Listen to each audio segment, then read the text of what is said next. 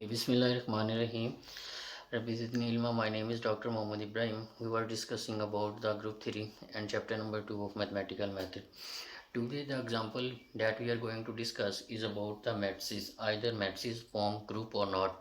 For example, we see that example number 7. Let G be the set of 2 cross 2 non-singular real matrix. Then under usual multiplication of matrices, G is a group. Moreover, it is non-abelian group for the example C. हम ये देखते हैं कि अगर हमारे पास matrix दिए हुए हैं, सेट ऑफ मैट्रिक्स दिया हुआ है, तो क्या वो हमारे पास ग्रुप बनाता है या नहीं बनाता। तो सेट ऑफ मैट्रिक्स हमने लिए हैं। सेट ऑफ मैट्रिक्स हम 2 क्रॉस 2 के ले रहे हैं। फॉर एग्जांपल ये हमारे पास A1 A2 A3 A4 एक मैट्रिक्स है, ठीक है। और एक मैट्रिक्स बी ले लेते हैं हम, दूसरा मैट्रिक्स बी ले लेते हैं। बी मैट्रिक्स हम ले लेते हैं B1 B2 B3 B4। पहली प्रॉपर्टी हमारे पास ये होनी चाहिए कि अगर हम अंदर मल्टीप्लिकेशन हम इसको ग्रुप चेक करना चाह रहे हैं, तो हमें पता है कि अगर हमारे पास दो मैट्रिक्स दिए हों, ठीक है, उनकी मल्टीप्लिकेशन कहाँ पॉसिबल होगी। For example it's order is 2/2 and it's order is also 2/2। अगर हमारे पास पहले मैट्रिक्स की जो नंबर ऑफ कॉलम है वो दूसरे की रोज़ के बराबर हों, पहले मैट्रिक्स की नंबर ऑफ कॉलम और दूसरे मैट्रिक्स की नंबर ऑफ रोज़ अगर बराबर में हों, तो तब हमारे पास जो है इनकी मल्टीप्लिकेशन हमारे पास पॉसिबल होती है। अगर ये सेम नहीं है तो हमारे पास मल्टीप्लिकेशन पॉसिबल नहीं होती। और दूसरे नंबर पे जो हमारे पास इनके प्रोडक्ट से आंसर आएगा वो कितने ऑर्डर का आएगा, पहले की रोज़ और दूसरे की कॉलम। अगर पहले की रोज़ और दूसरे की जो कॉलम है, जो हमारे पास ए बी का प्रोडक्ट, इनकी मल्टीप्लिकेशन कब पॉसिबल होगी, जब पहले के कॉलम और दूसरे की रो सेम होंगे। और इनको मल्टीप्लाई करने के बाद जो हमारे पास ये ए बी मैट्रिक्स बनेगा, एक नया मैट्रिक्स बनेगा, इसका ऑर्डर क्या आएगा, 2/2 का आएगा।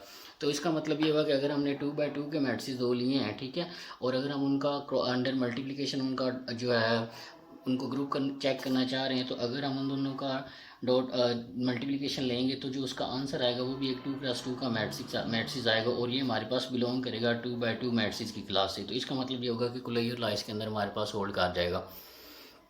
नेक्स्ट हमारे पास होता है एसोसिएटिव लॉ। अब आपको पता है कि अगर तीन मैट्रिक्स दिए हो तो अंडर मल्टीप्लिकेशन इनके अंदर एसोसिएटिव लॉ होल्ड करता है, इजीली इसको देखा जा सकता है। नंबर 3 पे हमारे पास नंबर 2 प्रॉपर्टी ये थी। नंबर 3 पे हमारे पास ये आएगा कि मैट्रिक्स के अंदर हमारे पास एक आइडेंटिटी मैट्रिक्स भी एग्जिस्ट करना चाहिए। अगर हम मैट्रिक्स के हिसाब से बात करें और अगर मल्टीप्लिकेशन के हिसाब से मैट्रिक्स की बात करें और उसको हमने ग्रुप चेक करना है, तो उसके लिए हम एक आइडेंटिटी मैट्रिक्स आई ले लेंगे, जिसके अंदर हमारे पास A1 मैट्रिक्स 1 होगी, दूसरी 0 होगी, ये भी 1 होगी और ये 0 होगी। इसका मतलब ये हुआ कि A1 और A4 जो है हमारे पास वो = 1 होंगे, और A2 और A3 जो है वो हमारे पास क्या होंगे, 0 होंगे। ये हमने एंट्रीज नाम दिया। अगर हम इसको वैसे लिखना चाहें तो वो हमें पता है कि इसकी सिंपल नोटेशन क्या होती है, A11 पहली रो पहला कॉलम, उसके बाद पहली रो दूसरा कॉलम, और यहाँ पे हमारे पास क्या हो जाएगा, दूसरी रो। अगर हम इसको थोड़ा सा रीअरेंज करके लिखें, जैसे हम मैट्रिक्स लिखते हैं तो उस तरह भी हम लिख सकते हैं इसको। ये हमारे पास आ जाएगा A11 A12 A21 A22। तो ये हमारे पास पहली रो पहला कॉलम, पहली रो दूसरा कॉलम, और दूसरी रो पहला कॉलम, दूसरी रो दूसरा कॉलम। मैंने जनरल एंट्रीज ली थी A1 A2 A3 A4, और इसी तरह बी के लिए B1 B2 B3 B4। इसी तरह बी की भी हम ले सकते हैं। बी को भी हम क्या ले लेंगे, B11 B12 B21 B22। तो अगर हम इनका मल्टीप्लिकेशन लेंगे तो वो भी 2/2 का एक मैट्रिक्स हमारे पास आएगा, कुलैयर लॉ होल्ड कर जाएगा। इसी तरह एसोसिएटिव लॉ के लिए हम एक मैट्रिक्स सी ले लेंगे, उसके अंदर C11 C22, और जो वो भी हमारे पास जो आंसर आएगा वो 2/2 का ही आंसर आएगा। जब उनको हम ऐड करेंगे मल्टीप्लिकेशन के हिसाब से आप उनको सॉल्व करेंगे तो उसका आंसर वही रहेगा हमारे पास, और एसोसिएटिव लॉ होल्ड करेगा। और अगर हम आइडेंटिटी एलिमेंट की बात करेंगे तो एक मैट्रिक्स ऐसा ज़रूर एग्जिस्ट करेगा जिसको हम आइडेंटिटी मैट्रिक्स बनता है। ये आइडेंटिटी मैट्रिक्स होता है 2/2 मैट्रिक्स के लिए। तो अगर आप ए को आई के साथ मल्टीप्लिकेशन लेंगे या आई क्या आप मल्टीप्लिकेशन ऑपरेशन ए के साथ लेंगे तो इसका आंसर क्या रहेगा, ए रहेगा। तो इसका मतलब ये होगा कि आइडेंटिटी भी हमारे पास 2/2 की जो मैट्रिक्स की क्लास में उसमें एग्जिस्ट करता है। तो इसका मतलब ये होगा कि हमें आइडेंटिटी एलिमेंट भी मिल गया।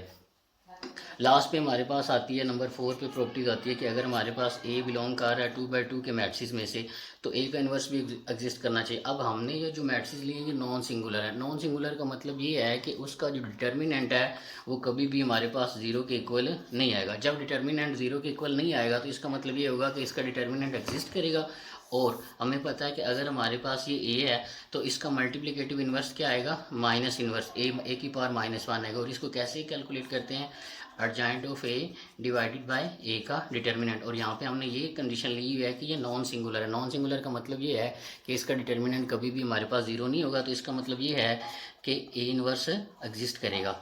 और ए का ए इन्वर्स के साथ हम मल्टीप्लिकेशन लेंगे या ए इन्वर्स की ए के साथ लेंगे तो हमें क्या मिलेगा, आइडेंटिटी एलिमेंट्स मिलेगा।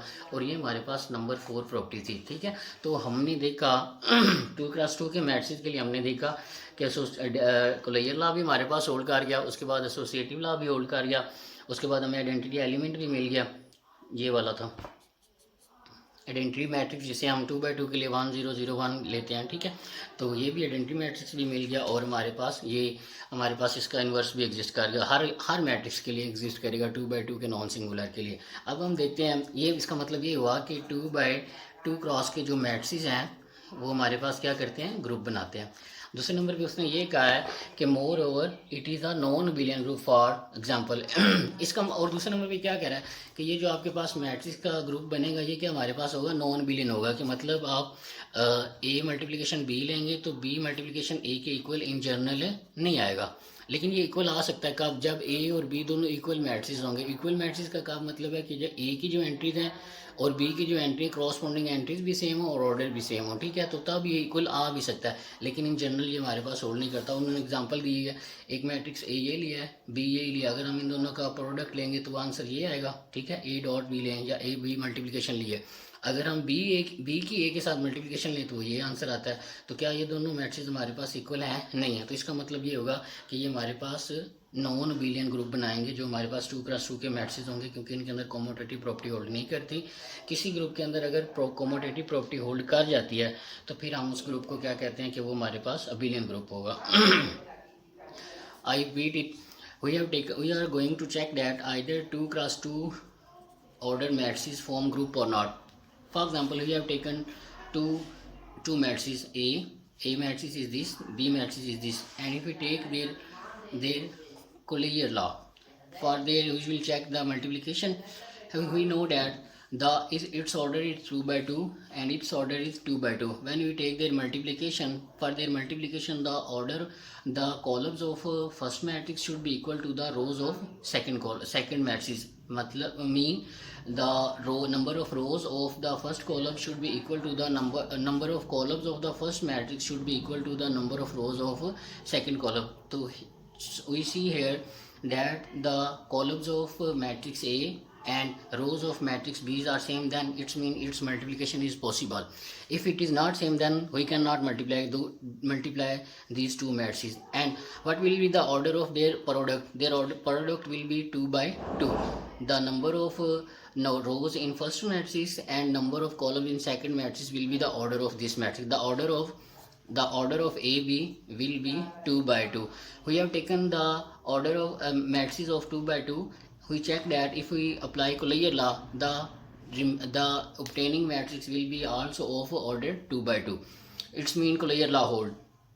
Collier law is, we can see easily that associative law will also hold in matrices. Next, we are in number 3 property, we check the either identity exists in that group or not. We know that in matrices 2x2 identity element will be represented by this, and if we take their multiplication with matrix A, we take multiplication of A with identity matrix I, or identity matrix multiplication with matrix A, then the resulting matrix will be A. So it's mean that identity element exists for every matrix. Now we check the fourth properties to show that it is a group. If we take a matrix of order 2x2, and we are dealing about the non-singular matrix. If the matrices are non-singular, it means its determinant cannot be equal to 0. If determinant is not equal to 0, then we can define its multiplicative inverse, which is denoted by a bar, a power minus 1, that is equal to adjoint of a divided by a determinant. So we can easily calculate its inverse. For example, it is a matrix A and it is its multiplicative inverse, and if we multiply matrix A with its multiplicative inverse, the resulting will be a identity element. So it's mean that for every matrix in 2x2 matrix, class of 2x2 matrix, there will be exist of its inverse, and the resulting element will be identity matrix for if we multiply matrix with its inverse. So the properties of groups are satisfied, and now we check that either the 2 by 2 matrices form abelian group or not. So to check abelian group, we should prove that A dot B, A multiplication with B matrix should be equal to B dot A. So we can see that here with example there are given two matrices A and B. If we take A multiplication B, its resultant is this, and if we take B with A, the result is this. So it's mean that A B does not equal to B. It's mean commutative property is not hold. So we conclude that 2 by 2 cross matrices form group but not abelian group. Okay, हमने ये देखा कि 2 by 2 के matrix से तो वो हमारे पास group तो बनाते हैं लेकिन वो अबिलियन ग्रुप नहीं बनाते.